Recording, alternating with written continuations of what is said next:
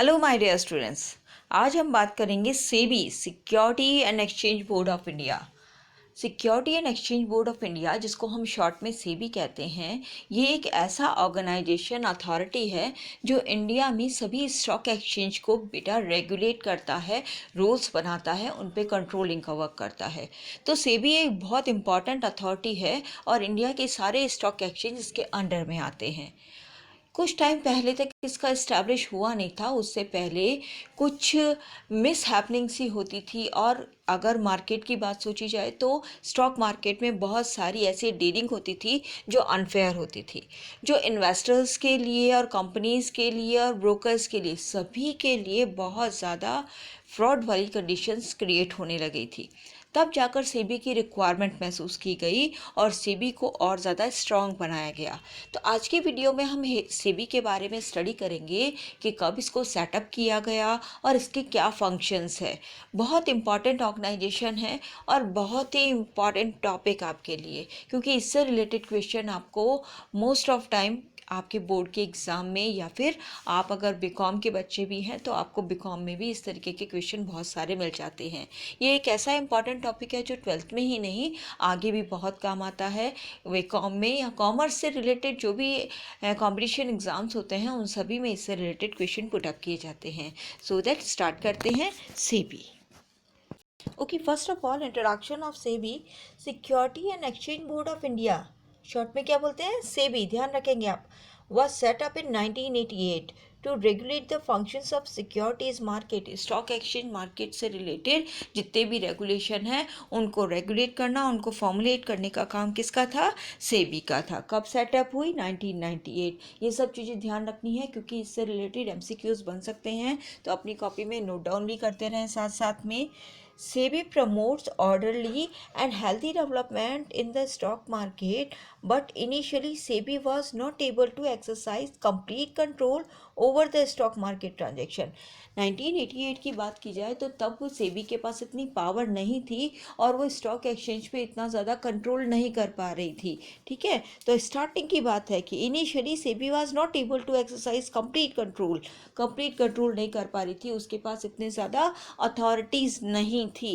It was left as a watchdog to observe the activities but was found ineffective in regulating and controlling them। हाँ, ये as a watchdog work कर रही थी और securities के transaction से related पूरा अपना वॉच रखती थी, बट कंट्रोलिंग में और रेगुलेटिंग में थोड़ा सा इफ़ेक्टिव नहीं हो रहा था और अपने आप को लेस पावरफुल फील कर रही थी। As a result, in May 1992, SEBI was granted legal status। और सेबी को क्या दे दिया, एक लीगल स्टेटस, यानी एक एक्ट बना दिया। SEBI is a body corporate having a separate legal existence and perpetual succession। अब यानी 1992 में आप लर्न रखेंगे इस चीज़ को, यहाँ से सेबी को एक एक्ट बना दिया और उसके बाद सेबी के पास कंप्लीट पावर आ गई और सेबी अब अपने आप में पूरी तरीके से कॉर्पोरेट बॉडी बन चुकी थी, जिसके पास पहले 1998 वाली कंडीशन से ज़्यादा और बहुत सारी स्ट्रॉन्ग पावर्स आ गई थी, ताकि वो स्टॉक मार्केट को और अच्छे से रेगुलेट और कंट्रोल कर सके। ठीक है, इस पैराग्राफ में जितनी भी इम्पॉर्टेंट चीज़ें हैं, जैसे ईयर कब सेटअप हुई या उसको और ज़्यादा स्ट्रॉन्ग या एक्ट कब बनाया गया, ये आप ध्यान रखेंगे। ठीक है, सेबी क्या बॉडी है, कॉर्पोरेट बॉडी है। ठीक है, इसको लीगल एग्जिस्टेंस कब मिली, 1992 में मिली। तो ये सब चीज़ें आपको नोट करके रखनी है और आपको इसके नोट्स अलग से बनाने हैं और ये बहुत इंपॉर्टेंट टॉपिक है। Now look at the objectives of SEBI. What are the basic objectives of SEBI? The overall objectives of SEBI are to protect the interest of investors। Investor कौन, वो जनरल पीपल जो अपनी छोटी छोटी savings को stock exchange के through invest करते हैं।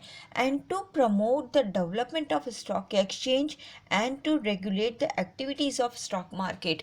स्टॉक मार्केट की एक्टिविटीज़ को प्रॉपरली रेगुलेट करना, बिल्कुल ट्रांसपेरेंट बनाना उसे, इन्वेस्टर्स की जो बेनिफिट्स है, इंटरेस्ट है, उसको चेकआउट करना, उसको प्रोटेक्ट करना और स्टॉक एक्सचेंज का भी डेवलपमेंट करना। इन सब ऑब्जेक्टिव्स के साथ में सेबी को स्टैब्लिश सेटअप किया था।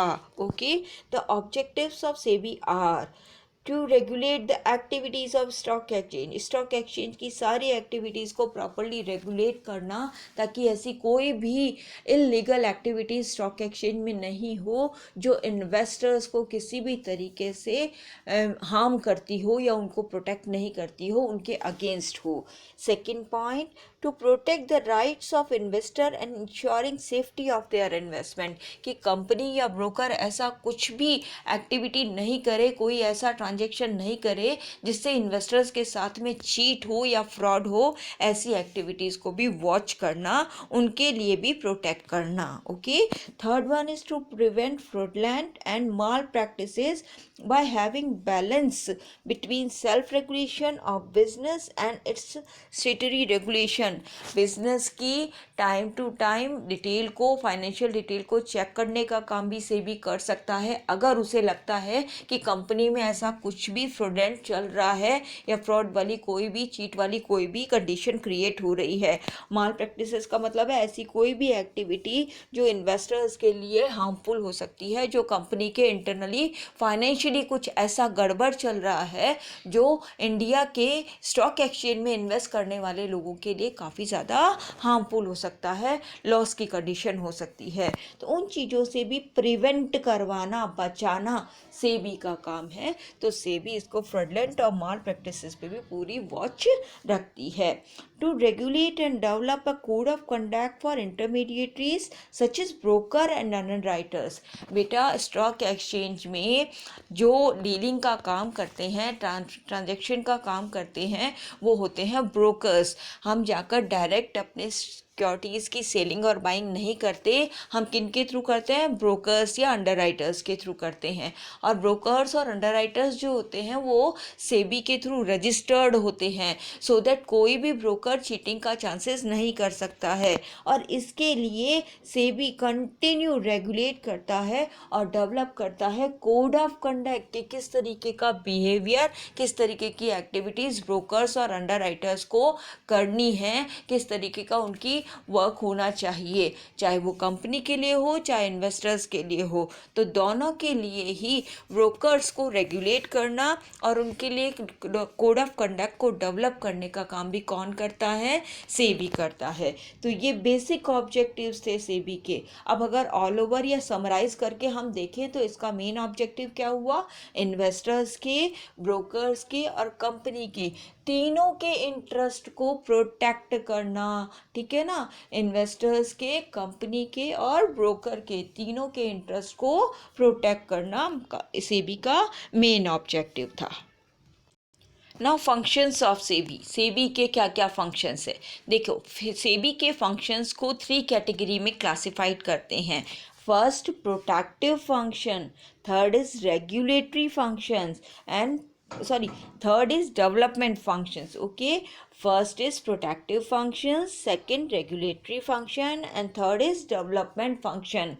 प्रोटेक्टिव फंक्शन क्या होंगे? प्रोटेक्ट करने से रिलेटेड। रेगुलेटरी फंक्शंस क्या होंगे? रूल्स रेगुलेशन बनाना और उनको फॉर्मुलेट करवाना, उनको एप्लीकेबल कराना। और डेवलपमेंट फंक्शंस क्या होंगे?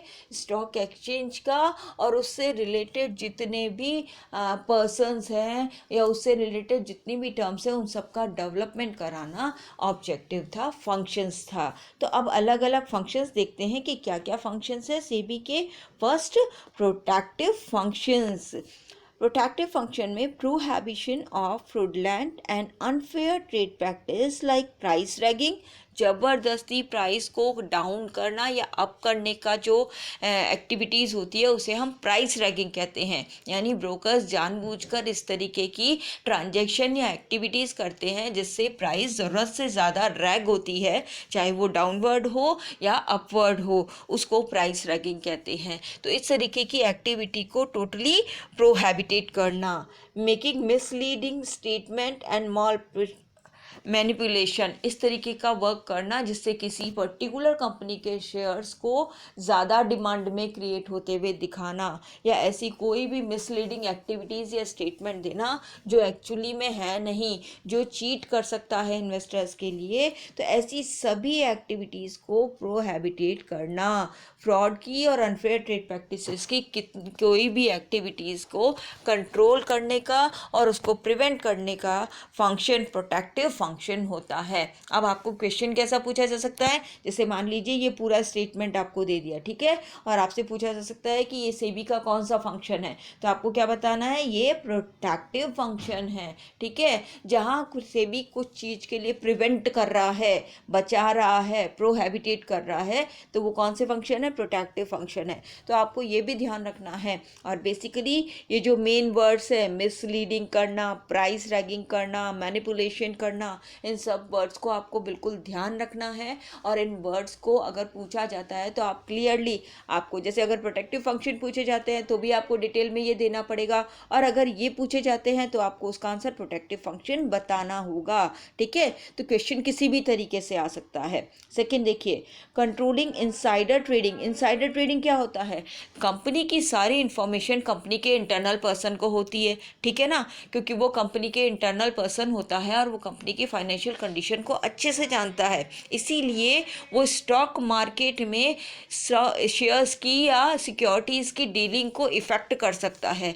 तो ऐसा कोई भी पर्सन स्टॉक एक्सचेंज में डीलिंग नहीं करे जो कंपनी की इंटरनल इंफॉर्मेशन जानता है और वो कंपनी की सिक्योरिटीज़ के ट्रांजैक्शन को इफ़ेक्ट कर सकता है, उसको बोलते हैं इनसाइडर ट्रेडिंग। यानी कंपनी का ही कोई पर्सन जो काफ़ी इंटरनली सब इंफॉर्मेशन जानता है, अगर वो स्टॉक एक्सचेंज में कोई डीलिंग करता है या डीलिंग को इफ़ेक्ट करने की कोशिश करता है तो उसे बोलते हैं insider trading.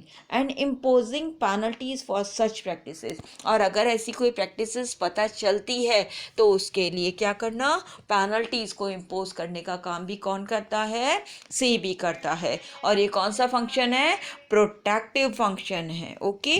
Third one is undertaking steps for investor protection. Investor के प्रोटेक्शन से रिलेटेड कोई भी अगर स्टेप लेना पड़े तो उस स्टेप को लेना, क्योंकि मोस्ट इम्पॉर्टेंट एक ग्रुप है सेबी के लिए इन्वेस्टर्स, क्योंकि इन्वेस्टर्स के इंटरेस्ट को प्रिवेंट करना, प्रोटेक्ट करके रखना सेबी का मेन मोटिव, मेन ऑब्जेक्टिव है। तो third function is undertaking steps for investor protection. Fourth is promotion of fair practices and code of conduct in securities market. Code of conduct formulate करना और उसको applicable भी कराना, ठीक है ना, ये काम कौन करता है, सेबी करता है। और fair trade practices, fair practices के लिए प्रमोट करता है ताकि इस तरीके की कोई भी अनफेयर डीलिंग नहीं हो। उसके बाद देखिए रेगुलेटरी फंक्शंस, ये हमने देखे कौन से, प्रोटेक्टिव फंक्शंस। अब सेकंड कौन से हैं, रेगुलेटरी फंक्शन। रेगुलेटरी फंक्शन किससे रिलेटेड होंगे, रूल्स रेगुलेशन से related, okay. First, registration of brokers and sub brokers and other players in the market। Regulatory function का फर्स्ट फंक्शन है कि क्या करना, रजिस्ट्रेशन करना, किसका, ब्रोकर्स का और सब ब्रोकर्स का, ताकि इसमें स्टॉक एक्सचेंज में कोई भी ऐसा पर्सन जो रजिस्टर्ड नहीं है वो डीलिंग ना कर पाए, क्योंकि रजिस्टर्ड होने के बाद ट्रांजैक्शन की सेफ्टी रहती है और उन पे वॉच रखती है, इन ब्रोकर्स पे सेबी कंटिन्यू वॉच रखती है। तो उनका रजिस्ट्रेशन का काम कौन करता है, सेबी करता है, चाहे वो ब्रोकर हो या ब्रोकर के अंडर में वर्क कर रहे सब ब्रोकर्स हो। सेकेंड देखो, registration of collective investment schemes and mutual funds. जितने भी ये म्यूचुअल फंड्स होते हैं वो, और जितनी भी इन्वेस्टमेंट स्कीम होती है उनके बारे में पूरी इंफॉर्मेशन लेना, किस तरीके से वो इन्वेस्टर्स को अट्रैक्ट कर रही हैं, वो स्कीम्स क्या है, क्या वो स्कीम्स फेयर है कि नहीं है, उन सब चीज़ों को चेक करना। म्यूचुअल फंड किस तरीके से इन्वेस्टर्स की सेविंग को लेकर के और सिक्योर सिक्योरिटीज़ में इन्वेस्ट कर रहे हैं और वो इन्वेस्ट करके इन्वेस्टर्स को कितना डिविडेंड या कितना रिटर्न देंगे, इस बात को चेक करना, इन सब चीज़ों को चेक करने का काम भी सेबी करता है।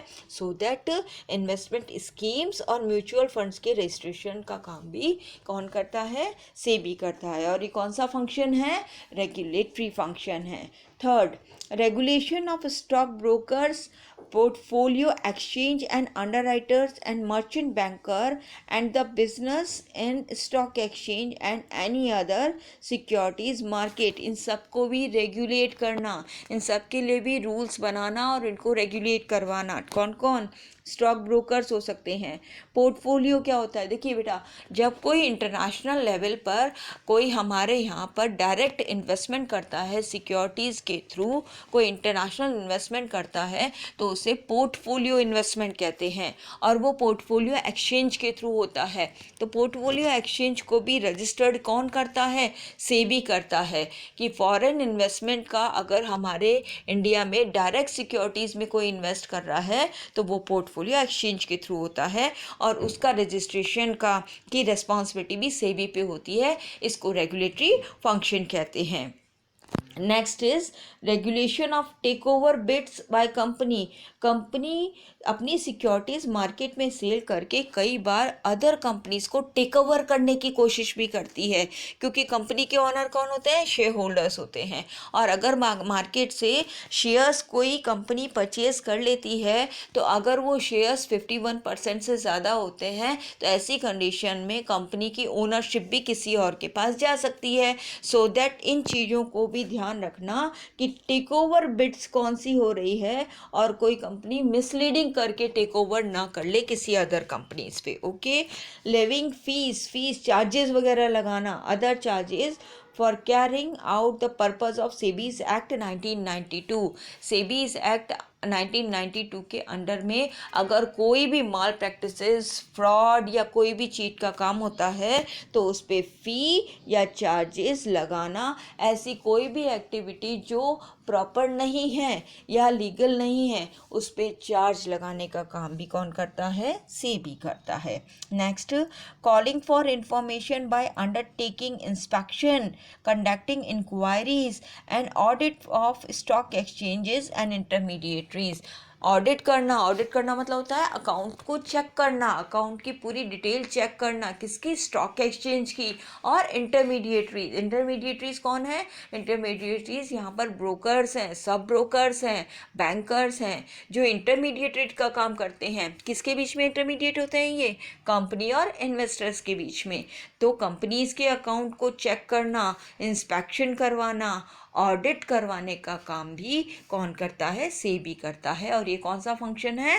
रेगुलेटरी फंक्शन है। Next, performing and exercising such power under Securities Contract Act 1956 as may delegated by Government of India।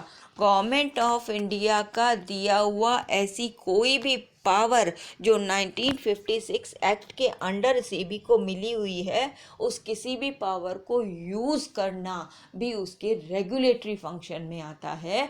कि उसको जो भी पावर मिली हुई है सिस्टमैटिक वर्किंग के लिए, सिस्टमैटिक और सारे के सारे स्टॉक एक्सचेंज को ऑपरेट करने के लिए जो भी पावर उसको मिली हुई है, उन सारी पावर्स को प्रॉपरली यूज़ करना, एक्सरसाइज करना भी रेगुलेटरी फंक्शन है सेबी का। नाउ डेवलपमेंट फंक्शन क्या है? डेवलपमेंट फंक्शन देखो, training of intermediaries of securities market. क्या करना? डेवलपमेंट के लिए क्या होना चाहिए? इंटरमीडिएटरीज को ट्रेन करना पड़ता है, ठीक है। और ट्रेनिंग का काम भी कौन कर रहा है? सेबी कर रहा है। So that development function first क्या हुआ?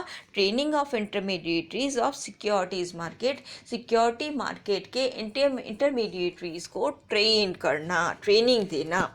Second, conducting research and publishing information useful to all market participants। Market के जितने भी पार्टिसिपेंट्स हैं, चाहे वो ब्रोकर्स हो, चाहे वो इन्वेस्टर्स हो, चाहे कंपनीज हो, चाहे बैंकर्स हो, सभी के लिए time to time research conduct करना और उसकी पब्लिशिंग करना, इंफॉर्मेशन की पब्लिशिंग करना, ताकि सारे पार्टिसिपेंट्स को इनकी इंफॉर्मेशन, रिसर्च की या जितनी भी नई इंफॉर्मेशन आ रही है उसको पब्लिश करके उन तक पहुंचाया जा सके। ये काम भी कौन करता है? सेबी करता है। And which function is this? This is the development function of SEBI. Now, undertaking measures to develop the capital market by adapting flexible approach.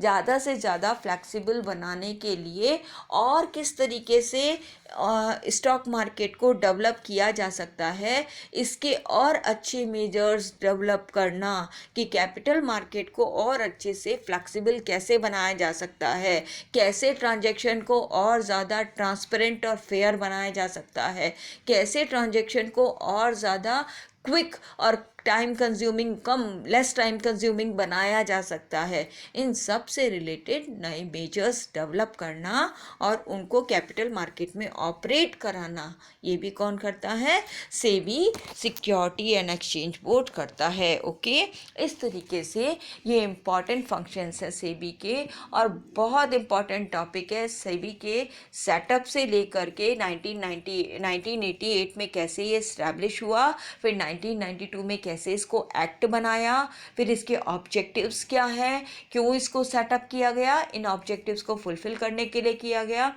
और कौन कौन से इसके बेसिक फंक्शंस है। फंक्शंस को हमने 3 कैटेगरीज में क्लासिफाइड किया, तो आपको स्पेशली ध्यान रखना है कि कौन सी कैटेगरी में कौन सा फंक्शन आता है, कौन सा प्रोटेक्टिव है, कौन सा रेगुलेटरी है और कौन सा डेवलपमेंट फंक्शन है। इसकी एक अच्छी सी टेबल बना लीजिए और तीनों टेबल, पहले हेडिंग लिखिए फंक्शंस ऑफ सेबी और 3 कॉलम बना लीजिए, तीनों कॉलम में प्रोटेक्टिव, रेगुलेटरी और डेवलपमेंट, और फिर उसमें इन जितने फंक्शंस है वो उसके नीचे लिख लीजिए टेबल बना के। फिर उसे अच्छे से लर्न करिए, आपको लर्न करने में बहुत हेल्पफुल रहेगा। और अपने प्रॉपर टेबल बना करके अपने प्रॉपर नोट्स तैयार करिए और फिर इसे लर्न करिए, आपको बहुत हेल्पफुल रहेगा ये लर्न करना, क्योंकि इससे रिलेटेड क्वेश्चन आपको बेटा मिल ही जाता है। फिर भी अगर आपको इस टॉपिक से रिलेटेड कोई भी क्वेरी हो, क्वेश्चन हो, डाउट हो, तो आप मुझे कमेंट करके पूछ सकते हैं।